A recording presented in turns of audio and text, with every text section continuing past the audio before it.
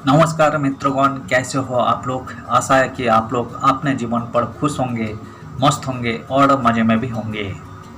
हमारे चैनल पर हम बॉलीवुड से जुड़ी हुई किस्से और कहानियों को आपके सामने लाते रहते हैं, जो कि बॉलीवुड से बैकग्राउंड से जुड़ी हुई किस्से हैं, छुपी हुई किस्से हैं, आम जन तक नहीं पहुंच पाते हैं। हमारी कोशिश हमेशा ही रहती है कि हम उन्हीं किस्से और कहानियों को आपके सामने लाए। आज भी हमने और एक नए किस्से से आप लोगों को परिचित करवाने वाले हैं। आपसे गुजारिश है, अगले 8 मिनट तक हमें ना चाहते हुए भी बर्दाश्त करते हुए बॉलीवुड से जुड़ी हुई इस किस्से को जरूर एंजॉय करेंगे। तो चलिए शुरू करते हैं। नानी परनानी थी तवायफ, पर माँ बानी बॉलीवुड की पहली सुपरस्टार। दिलीप कुमार से शादी से पहले ऐसी थी सायरा बानो की जिंदगी। दिलीप कुमार की पत्नी सायरा बानो बॉलीवुड की खूबसूरत अदाकारा रही है, लेकिन क्या आप जानते हैं कि उनकी नानी और परनानी तवायफ थी और उनकी मां बॉलीवुड की पहली सुपरस्टार थी।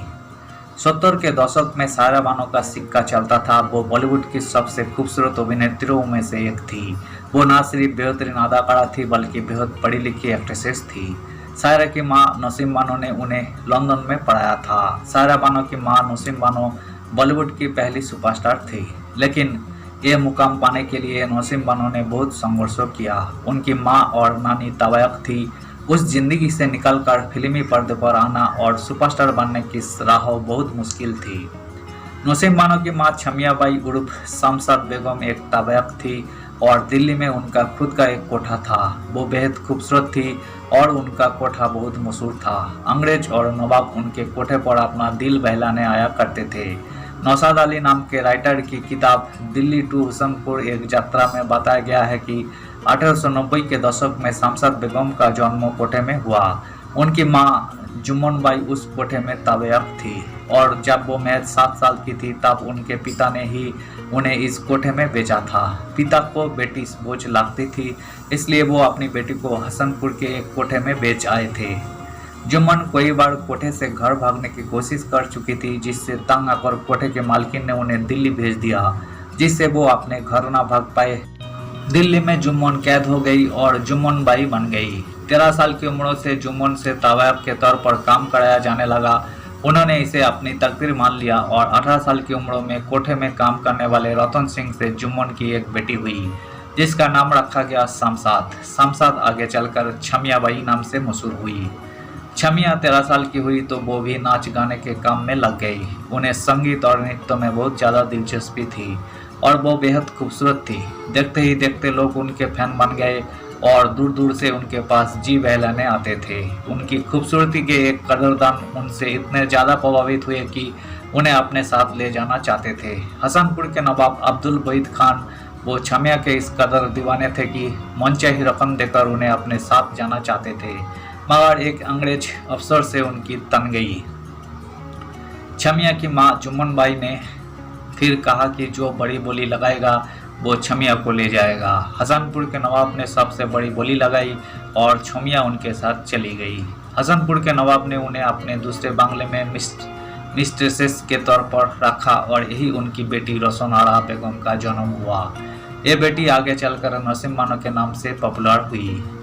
नसीम का बचपन से सपना था कि वो फिल्म एक्ट्रेसेस बने और इसी सपने को लिए वो एक बार मां के साथ शूटिंग देखने मुंबई पहुंची। फिल्म मेकर सोहराब मोदी ने नसीम को देखा और उन्हें फिल्म ऑफर कर दी। अपनी मां को मनाकर पढ़ाई बीच में छोड़कर नसीम मुंबई शिफ्ट हो गई। इसके बाद नसीम ने पीछे मुड़कर नहीं देखा, एक से एक फिल्मों में काम किया और उनके पास काम की लाइन लग गई। नसीम आगे चलकर भारत की पहली महिला सुपरस्टार बनी। नसीम ने फिल्म प्रोडक्शन से जुड़े एहसानुल हक नाम के शख्स से शादी की और इनकी बेटी के रूप में पैदा हुई सायरा बानो। सायरा बानो के एक भाई भी हुए जिनका नाम सुल्तान रखा गया। सायरा बानो 23 अगस्त को मसूरी में पैदा हुई थी। सायरा के जन्म के 3 साल बाद भारत पाकिस्तान का बंटवारा हुआ तो उनके पिता पाकिस्तान चले गए। सायरा की मां का काम मुंबई में था, इसलिए उन्होंने भारत छोड़कर जाने से मना कर दिया। नसीम अपनी बेटी सायरा के साथ यही रही और वहाँ पाकिस्तान में उनके पिता ने दूसरी शादी कर ली। यहाँ नसीम अच्छे पैसे कमाने लगी थी और अपने बच्चों को पढ़ाई के लिए लंदन भेज दिया। सायरा को बचपन से ही फिल्में अट्रैक्ट करती थी। वो माँ की फिल्में देखा करती थी और उनकी तरह ही एक्ट्रेसेस बनना चाहती थी। उस समय दिलीप कुमार भी फिल्मी दुनिया में अपनी पकड़ बनाने लगे थे। नसीम बानो और दिलीप कुमार ने साथ में कई फिल्में की थी और दोनों दोस्त भी थे। सायरा जब भी भारत आती थी यहाँ की फिल्में देखा करती थी। सायरा बानो बचपन में दिलीप कुमार से शादी के सपने देखती थी। उन्हें दिलीप कुमार पर क्रश था, लेकिन उस वक्त उन्हें पता भी नहीं था कि आगे चलकर उनकी शादी भी दिलीप कुमार से ही होगी। राजेंद्र कुमार से हुआ था सायरा को इश्क। सायरा को बचपन में तो दिलीप कुमार पर क्रश था, लेकिन जब वो बड़ी हुई तो उन्हें खुद से 16 साल बड़े एक्टर राजेंद्र कुमार से प्यार हो गया। राजेंद्र पहले से शादीशुदा थे और बच्चे भी थे उनके, मगर सायरा और राजेंद्र करीब आने लगे।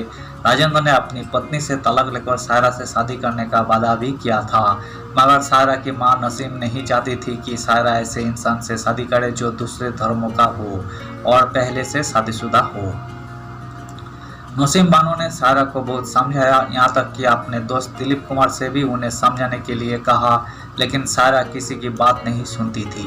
मगर जब बाद में राजेंद्र कुमार ने उनका दिल तोड़ दिया और सायरा के बर्थडे पर अपनी पत्नी के साथ पहुंचे तो उनका दिल टूट गया था।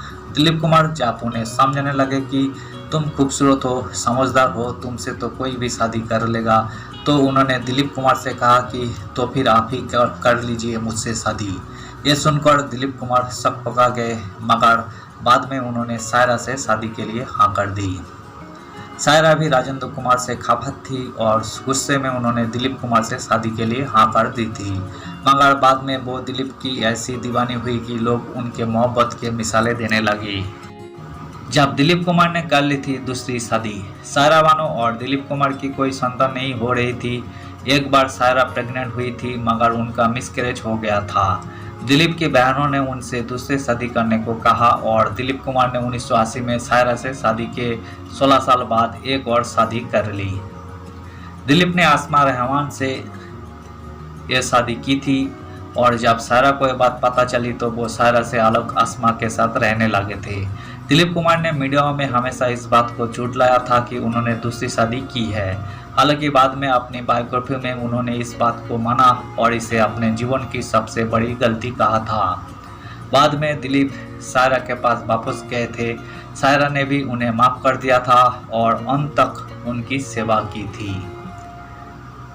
धन्यवाद साथियों, आज के इस वीडियो में हमने मशहूर एक्ट्रेसेस सायरा बानो और उनकी परिवार से जुड़ी हुई किस्से से आप लोगों को परिचित करवाए हैं, जो कि बॉलीवुड के बैकग्राउंड से जुड़ी हुई किस्से हैं। उम्मीद है दोस्तों वीडियो आपको जरूर पसंद आई होगी। वीडियो पसंद आए तो लाइक कर दीजिएगा और चैनल पर अगर आप नए आए हैं तो प्लीज़ सब्सक्राइब कर दीजिएगा। और इस वीडियो के बारे में आप अपना ओपिनियन जरूर दे सकते हैं। कमेंट बॉक्स खुला है, आप कमेंट कीजिए। हम आपका कमेंट का रिस्पेक्ट करते हैं और हम आपका कमेंट का रिप्लाई भी करेंगे। मिलते हैं नेक्स्ट वीडियो पे। धन्यवाद साथियों।